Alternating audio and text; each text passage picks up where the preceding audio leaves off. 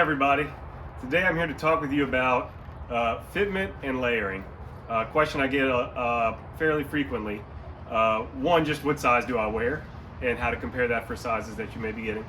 And how to layer, how to dress appropriately under your jacket for the weather. We'll talk about that, my size and fitment, ideal fit in my mind for this kind of jacket, and then go through some layering options. I'll show you some different fits with different levels of layers to give you some ideas of what your jacket can do for you with different things. So first off, I'm about 175 pounds. I'm 5'9". I have just under a 41-inch chest. I typically wear a medium or 40 in most American sizes. This jacket is a 40 in the Schott 618, which is more or less the same fitment for the 618 and the 613. If you go to the 118, they're sized more generously, so I would probably wear a size down in that jacket line, a 38 instead of a 40. There are too many variations to go through, but that's the basic idea there, right? This is how a 40 618 fits on me with easy movement. I can bend my arms. This is an important thing when wearing a jacket. The cell phone test. Can you hold your phone to your ear with your arm not falling asleep or not even being able to make it? Can you hug yourself?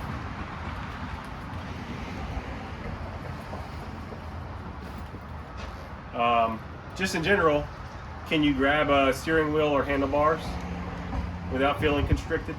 Those are things you should be asking yourself when checking out the fit of a jacket. If it's too slim, you will have trouble with those activities. Now, if the jacket is too big, it will just look rumpled and sloppy all the time. Breaking it in will not fix that look. It may help a little bit as the jacket drapes, but it will always look sort of sloppy. So for me, there's a bit of a finding the perfect medium, a jacket that fits, not so trim that you can't move, but trim enough that it looks neat while being worn. That's the goal you should be aiming for when looking for a jacket yourself, I believe, with this style of cross-zip motorcycle jacket. There are many other styles of jacket. Some of them you might have a different size and convention you'd be going for, but in general, I don't think you should stray too far away from that. One consideration is for folks that are buying many jackets and having a very large collection, they may have a shirt only jacket, a jacket that just fits with a t-shirt, but they can't wear anything else with it. But then they also have other jackets that they wear when they need to layer. So you may look at them and see these different jackets and be impressed by the fitment, but then when you're going yourself to buy a jacket, it can be tricky unless you're planning on buying a whole bunch of jackets for every different scenario. You may have to make some concessions and go just for a reasonable fit. So keep all of that in mind unless you're planning on buying 5 or 6 jackets to suit your needs.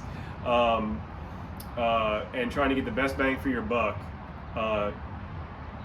Jackets that are very trim, super snug fitting, can look great in pictures, but can be hard to wear with a lot of your clothes, or even just with a t-shirt can be too trim to wear. So give yourself some room to live in the jacket, and you'll actually wear it. On to different fitments. We're going to try a bunch of different things to wear. First off is what I'm wearing now. I'm wearing a lightweight wool flannel shirt. It's one of my favorite things to wear under the jacket when it gets chilly, because it's just like wearing any other shirt. It's very lightweight. As you can see, the bulk is pretty much not there, and it doesn't add a lot of bulk into the sleeves, so I can still move my arms really easily. And this is something that you'll find if you wear a thicker, heavier weight flannel especially a heavyweight cotton flannel, you'll fill up the arms of the jacket and you may have trouble moving around. So when the weather is a little bit cool and I just want something easy to wear on that doesn't make a large difference to my wardrobe, flannel, wool flannel is a good option. I get a bunch of vintage flannels from Pendleton. I buy them on eBay. You can get them for a fantastic price, although I do feel like the prices are going up over time.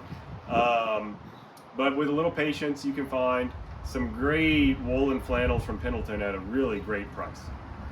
Next up, we have a heavyweight sweatshirt, or in this case, hooded sweatshirt. It fills the jacket in a little more than that lightweight woolen flannel did, but I still have my range of motion. I can still talk on the phone. I can still reach forward and move around. Although you can feel it more in there. It's pretty typical to see it peeking out underneath. It's just the way it's go. It's a more casual look. You'll find you may not be able to zip the sleeve up all the way like you could with a lighter shirt, but honestly not a big deal. You can still get a wind tight seal. It's just not going to end as high up on the sleeve. Honestly, this is such a classic look. This is just, you know, cold, chilly, keep the wind out. Hoodies are classic for a reason.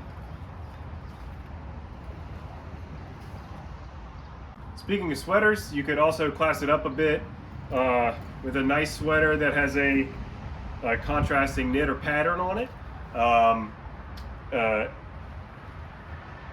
It would be work well with a turtleneck as well. Unfortunately, I do not have a turtleneck at this moment that fits properly, but any of these more refined looking sweaters will give you a slightly dressier look with your jacket. Now, if you are looking to put something over your jacket, I think your best bet is a warm vest. So this one is made by Freewheelers, specialty maker out of Japan, based off of a civilian aviator vest design. As you can see, fits easily over the jacket, doesn't add too much bulk. It's lined with alpaca for warmth, as you can see here. Some models have a hood, some don't.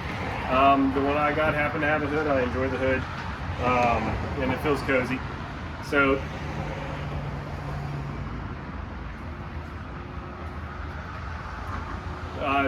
either this kind of vest or possibly a puffer vest. They even make them out of hardy materials if you're into it, like ripstop or denim, canvas.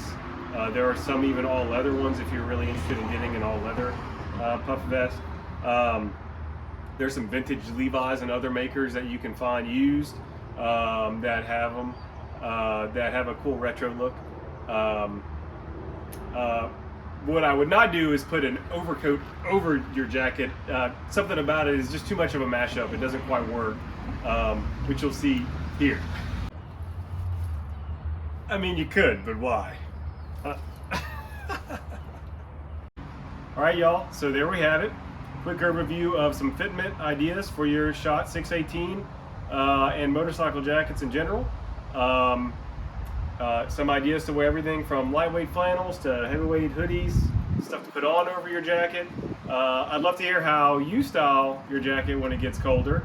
So drop me a comment down below. Let me know what you think and what you do with yours. The possibilities really are endless. This is just to get the juices flowing. If you like the video, greatly appreciate if you like and subscribe to the channel. More to come. Thanks.